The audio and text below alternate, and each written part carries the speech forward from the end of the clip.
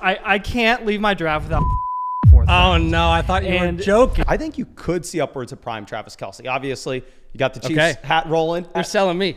You think I'm playing to the hat? I'm not. This guy knows what he's talking about. Very contentious player this offseason. Okay, I want to hear this because this is a tough pick for people to make right now. Yeah, it almost feels weird that we're talking about this guy as not a forgotten name. I can't stop drafting. We flew about 25 hours to be here in Austin, Texas with the best fantasy football creators in the industry. And today, they're going to tell you players that you should not leave a single fantasy football draft without. We're starting with the best here, one of the best channels on YouTube, Mason Dodd from Flock Fantasy. Mason, good to be here. Let's start with a player you refuse to leave a draft without. Who is that guy for you this year? We're going Sam Laporta. I wish I was smart enough to draft him last year. Sadly, I wasn't. Yeah. So I'm chasing the points. All right. Okay, I love it. If you look at where he's going right now in redraft leagues, you can get him at the beginning of the third. Underdog drafts, he's going in the fourth. If you look at him next to the wide receivers he's being drafted around, I think you're going to see a similar output, at least based off what we had with Laporta last year. You really only have the concerns for touchdown regression with Sam Laporta. But with that being said, Josh Reynolds is gone. Reynolds had touchdowns in this offense last year. And if you look at sportsbooks currently, they are projecting out the Lions to be the second highest scoring offense in the league. Jameson is more so a field stretcher rather than somebody that's going to be a red zone threat. So I think you can get a similar amount of points from Laporta versus the wide receivers he's being drafted around. However, you're getting those points at a position that's much harder to find them. So would you say in general you're prioritizing an elite tight end this year over an elite quarterback if you're going to go one of the onesies early? So I think it's going to depend on the format that you're in. What I'm advising a lot of people that are playing in home leagues that are very shallow, because a lot of people watching this are going to be playing in leagues where we're going to start two wide receivers and one flex. In that kind of format, I think you can get an elite quarterback and an elite tight ends. If you're playing in a league where maybe you start two flex spots or three wide receivers and a single flex, they'll be very difficult to get both the elite quarterback and the elite tight end. I think you kind of have to pick your lane. I'd still definitely want to get one or the other. And I think it maybe depends on the value that falls to in your draft, right? If Sam Laporta goes in round 2, Kelce goes in round 2, maybe elite tight end's not for you. But if you're able to get them there in the third round, I think that's a definite structural advantage that you get. So you can kind of avoid some of the grosser options later on. So obviously the best rookie season tight end ever, right? Let me ask you on a points per game. You know, I just want like to give people what they should expect from that position. So I think last year, 13 points per game. It was a weird year for tight ends. And this is a very good year, I think, to draft tight ends early. What would you say is your expectation floor and ceiling for Laporta as far like points per game PPR format specifically? So I think you could see upwards of 15, 16 points per game. I think you could see upwards of prime Travis Kelce. Obviously, you got the Chiefs hat rolling. It's very difficult to say that. You're selling me. But you're going back to what we saw last year. Laporta did outscore Kelce as a rookie, and it would be very different. And I've heard the comparison of people going through and saying like, oh, Sam Laporta is going to see massive touchdown regression. Maybe Brock Bowers is just discount Sam Laporta. But the thing that you're seeing is just the projection for the amount of points that are going to be scored in Detroit overall, where, like I said, they are projected to score the second most points in the NFL this year, only behind the Niners. So touchdown regression in that offense in particular is not as worrisome for me. So I think you could get upwards of 15, 16 points per game. If the touchdown regression does hit, I think you could maybe see downwards of 11. But I don't really see how he doesn't finish at least as a mid tight end one based off the volume he had last year. You're selling me because I've been scared to draft him that early, but I think you're starting to sell. Maybe I'm overthinking it. I mean, one of the best offenses in the NFL, best rookie tight end season ever. So has he sold you? Let us know in the comments below. We've got honestly like my favorite YouTube channel for fantasy football. I'm not even kidding you. Domain Fantasy Football. I absolutely love these guys. If you haven't subscribed to them, make sure you do. But obviously we've got Avery on here. Avery. Well, I appreciate it, man. I don't know if you're lying or not, but I'm straight. You can ask Badaki. I love your channel. You guys are incredible. I appreciate that, man. And obviously we love yours as well. I love working with you guys. But my guy here is going to be Rashee Rice, actually. We just talked about the Chiefs. Like, I mean, Let's go. You think I'm playing to the hat. I'm not. This guy knows what he's talking about. But here's the thing. Like with Rashee Rice, obviously the context around him from an off-the-field standpoint has severely driven down his price, right? And so you're getting Rashee Rice. Like until recently, you were getting him 5th, 6th round in redraft leagues, which is ridiculous. This is a guy last year that was Patrick Mahomes' lead wide receiver, which granted, last year there was less competition from the receiver position standpoint, but when you're looking at what he did on the field, the dude was 3rd in yak last year. I mean, he only had a 17% target share last year, which again, you want to see that number go up a little bit, and you've got Hollywood Brown, you guys, if you're worthy there. But what kind of snaps are we going to see Rashee Rice get this year? We're going to see him get a lot of slot snaps, right? So he's going to be one of Mahomes' favorite targets. He already is, even though, he's only going into his second year in the NFL, going to be one of the more experienced guys in that room with Patrick Mahomes. The chemistry is obviously there. And again, when you're looking at safety and when you're looking at upside, when you're looking at buying into a good offense, good quarterback, Rashee Rice checks every single box for those. So I love Rashee Rice, and I think the price is the number one factor for drafting him in redraft leagues. This guy knows what he's talking about. Hey, okay, I'm not just saying it because you're wearing a Chiefs hat. Well, look, I love it. That's actually my guy for me this year as well. I drafted him in our home league just 2 days ago. I think I got him round 6. Ridiculous. And I think he has the upside to be a top 12 receiver, top 15 in that Absolutely. range. I mean, if you talk about taking a jump from your rookie year to your second year, Yeah. we're not even baking that into his price. I mean, if he takes a step up and he improves at all, you're talking about getting into the mid wide receiver 2 range minimum. Yeah. Like, I mean, the upside, Absolutely. the sky's the limit for Rashee Rice. And he's a great talent. What he did his rookie year was really, really impressive, especially when you factor in from like an offensive standpoint. Like them bringing in other receivers, them bringing in Xavier Worthy should help Rashee Rice, right? Hollywood Brown, I mean, using him as a field stretcher, that should open up the middle of the field for Rashee Rice to get even more easy targets. I mean, this guy had 102 targets last year. If he gets 115, 120, like, I mean, you're cooking with peanut oil. Like, I don't love what I'm going to see from Rashee Rice. You're speaking my language. Year, so. I absolutely love it. I think from week 11 onwards, he finally became a starter snap share wise. Yeah. And I think he averaged like 17 points per game. To me, it's like week 11. I mean, this is a dude, you saw what he did last year, and he wasn't even like a starter until then. And he helped them win a freaking Super Bowl. And they like had no wide receivers they could trust outside of him. I mean, you're not worried about Sky Moore, are you? Yeah. And last thing I'll say about the suspension, I believe his court date, plea date, whatever it is week 14 of the NFL season. So you shouldn't worry about a suspension, in my opinion. This year. And it's not like that's going to happen in week 14 and then you're suspended. It will be the next year. So. No, it's definitely not happening. So I mean, that alone is his price is gonna go back up now because people are kind of like, well, is this not happening?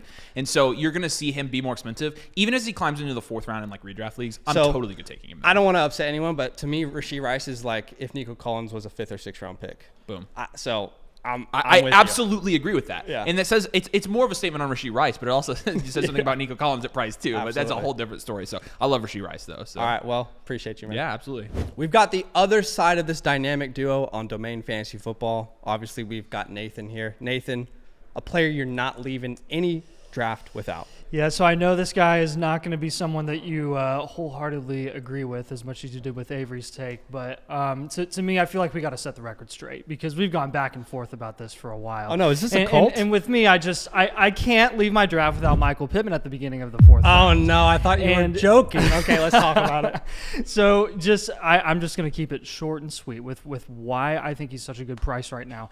And that is, you said it yourself, that when you get in the second round, right now the second round is your least favorite second round that you've seen in multiple years. It's really tough because the reason is there's such a big tier.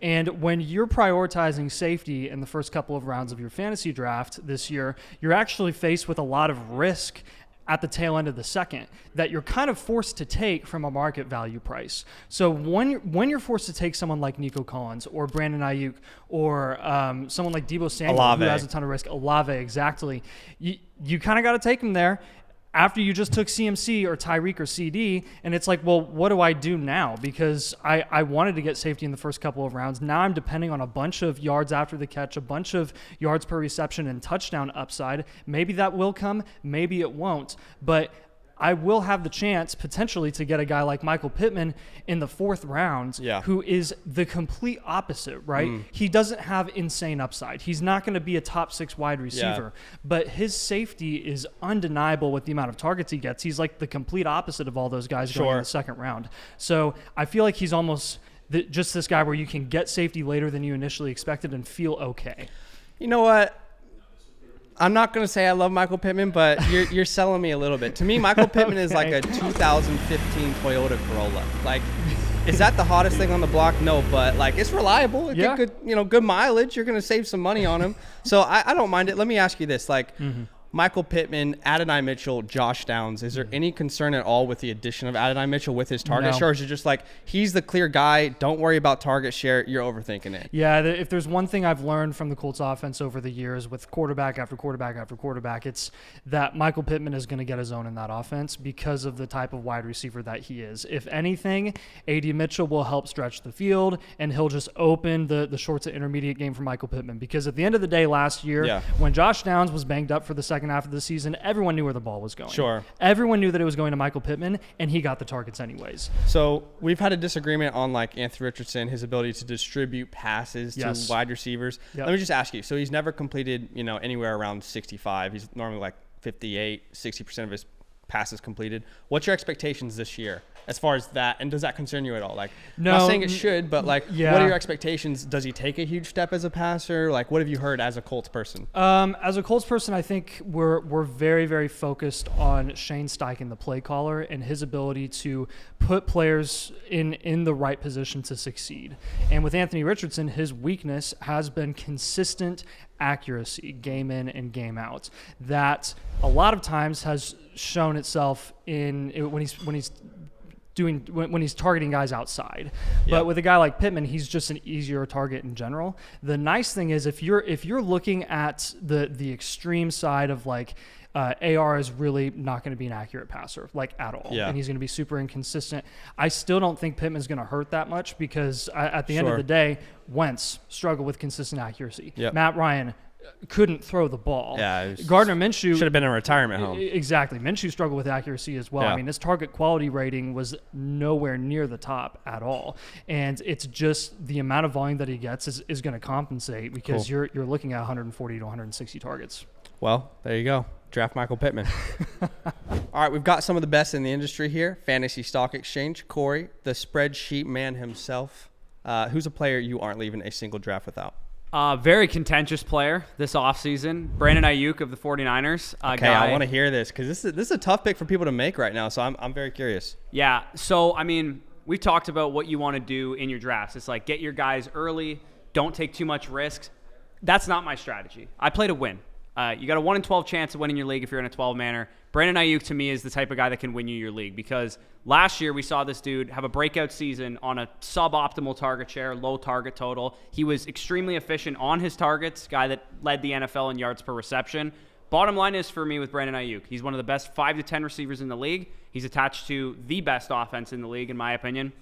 And a lot of things broke wrong for Brandon Ayuk last year. Everybody stayed healthy on the 49ers for the most part. They were dead last in the NFL in overall pass attempts because they blew the doors off of so many teams. Wasn't a whole lot of competitive game scripts for the passing game. So I get it. There's concerns. You can poke holes in Brandon Ayuk, especially when it comes to like the contract situation and stuff. My opinion on that, the contract's going to get done before the season starts, in my opinion. This would obviously change if he's a Steeler. But for me, I'm just in the third round because that's where that uncertainty discount comes.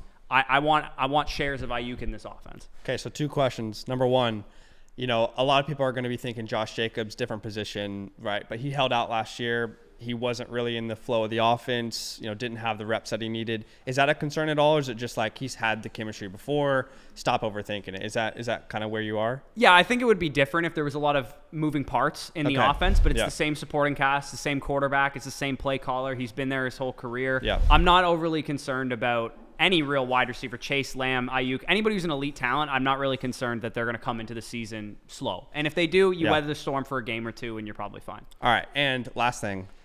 What if you had to put a percentage chance on him being a Niner or a Steeler, what would that percentage chance be at this point of the season? So I've kept up with this news cycle a lot. I would say it's probably about a 90 to 95% chance he's a 49er at this point in time. Yeah, just it looked hairy for a second. It looked like he was going to be a Steeler for a second, but I think I'm taking the discount right now knowing that I believe he will be a 49er. And even if he's a Steeler, I think he's going at a price point that I'm still okay with. That's what I was going to ask. The selection. So if he does go to Pittsburgh and you take him late second round, late second would scare me. That feels rough to me, but so if he does go to Pittsburgh, you think automatically number 1, George Pickens isn't a problem. They pay him all this money. I'm assuming that's where your head goes. Yeah, the situation would change because obviously it's Arthur Smith. Justin Fields. We don't love the quarterback play. We don't love the offensive production. We also don't love the volume of that situation. I also have been of the stance too that Brock Purdy was a second-year quarterback last year, them being dead last in pass attempts while they were about league average in neutral pass rate. It's very possible that Purdy has a little bit more freedom to throw the football. And like I said, Debo, Kittle, McCaffrey, we think all 3 of those guys are playing 17 games. Like, there's a chance that one of those guys, like that's fair. That's the contingent upside piece that you get with Ayuk. He's the youngest. He has the least injury concerns. I'm not predicting it, but it's just another feather in his cap that he could achieve a ceiling that we haven't seen yet. I mean, if you could get him 8 targets a game,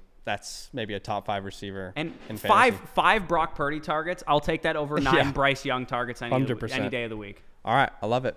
We've got the other member here of Fantasy Stock Exchange, Kung Fu Danny himself. So, one player you won't leave a single draft without. Yeah, it almost feels weird that we're talking about this guy as not a forgotten name, but kind of at the back door, considering Marvin Harrison Jr., considering Malik Neighbors, where they're going in redraft leagues. But I can't stop drafting Rome Odunze, wide receiver, Chicago Bears. I just think he's a superstar level talent. Obviously, goes in the top 10 of the NFL draft. A guy that actually graded as a wide receiver 1 upside on the FSC prospect model. And just simplifying the situation, you get a generational quarterback prospect. You get a top 10 wide receiver prospect. And I do understand the concerns of people with the target competition, why he's deflated in cost right now. But people are almost acting like it's a certainty that Keenan Allen's going to be in 2 wide receiver sets. Rome Odunze is going to be out in 3 wide receiver sets, not only not working in 12 personnel. And adversely, we've heard the opposite with Keenan Allen. Apparently, he's weighing in at 230 pounds. I mean, apparently on film, JT O'Sullivan broke it down. He doesn't have that type of speed. Too many buffets. He's never been a speed wide receiver, but he legitimately looks slow. And that's the concern I have. Rome Odunze is a guy that can do it at all 3 levels of the field. Let me ask you this, because I think this is what people are going to be asking in the comments. For sure. Well, this is this year's Jackson Smith and Jigba. I think we're going to hear that a lot. And people are also worried because it's the same coordinator he played with as a rookie in Shane Waldron. So different players. How would you, like, 30 seconds Twitter version? How would you react to that? So the way I view it, actually, in terms of a profile for the offense, is that Keenan Allen actually profiles a lot closer to the JSN role than Rome Odunze would. Okay. I think Rome Odunze, his size, 6'3", 200 pounds, has that prototype X receiver size. So it's really not a comparison to me because Rome Odunze, quite frankly, A, is a better prospect than JSN, and B, is a more versatile player than JSN was going into last year. Love it. All right. So that is what the best of the best in the industry are doing. I suggest you do the same. Now, if you want my rankings, let's say you're drafting and you want to know exactly what I would do if I was in your position, go ahead and get our cheat sheet on the Flock Fantasy website. All you got to do is become a Mother Flocker member, use the promo code LAND, check out the pinned comment. It's got my positional rankings, my guys, sleepers, fades, boom, bust players, and more. Go dominate your drafts, and we'll see you guys in the next video. Now that those idiots are done talking, who needs some rankings? Hell yeah, I need some rankings. Then use promo code LAND, LAND, for 30% off any membership at flockfantasy.com. Oh.